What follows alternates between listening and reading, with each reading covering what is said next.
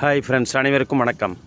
இது பாருங்கள், bird of Paradise என்று அழைக்கக்கூடிய இந்த தாவரம் ஹெலிகோனியம் என்று அழைக்கப்படுகின்றன. ஒரு பறவை அமர்ந்திருப்பது போல் இதனுடைய பூக்கள் காட்சியளிக்கும். இந்த பூக்கள் ஸ்டெம்மு நல்லா லென்த்தியாக வந்து மேலே பார்த்திங்கன்னா ஒரு பறவை அமர்ந்திருப்பது போல் காட்சியளிக்கும். இதனால்தான் இது பேர்ட் ஆஃப் பாரடைஸ் என்று அழைக்கக்கூடியன. இங்கே பாருங்கள், மெரூன் கலரில் எவ்வளோ வண்ணம் நிறைந்து காணப்படுகின்ற பாருங்கள்.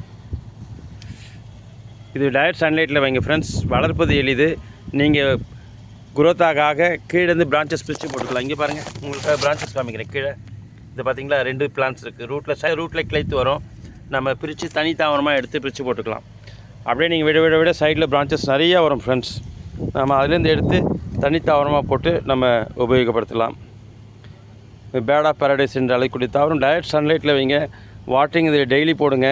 நிறைய க்ரோத் ஃபாஸ்ட்டாக இருக்கும். சைடில் நிறைய பிரான்ச்சஸ் வரும். பிரான்ச்சஸ் வந்து நம்ம அழகு தாவரமாக காட்சியளிக்கும். இதை பாருங்கள், மெரூனும் எல்லோவும் கலந்த மாதிரி ஒரு கலரு. இது பார்க்கறதுக்கு சூப்பராக இருக்கும். ஆகவே இது வளர்ப்பது எளிது ஃப்ரெண்ட்ஸ். இது க்ரோத் ஆக நல்லா டெய்லி வாட்டரி போடுங்க, உரம் போடுங்க. நிறைய சைடில் பிரான்ச்சஸ் வரும். பிரித்து வைங்க. கொத்து கொத்தா பூக்கள் வரும். நமக்கு வந்து நிறைந்து காணப்படும். S friends, okay, thank you friends. First time channel பார்க்க சப்ஸ்கிரைப் பண்ணுங்கள், மற்றும் லைக் பண்ணுங்கள், ஷேர் பண்ணுங்கள். நன்றி, வணக்கம்.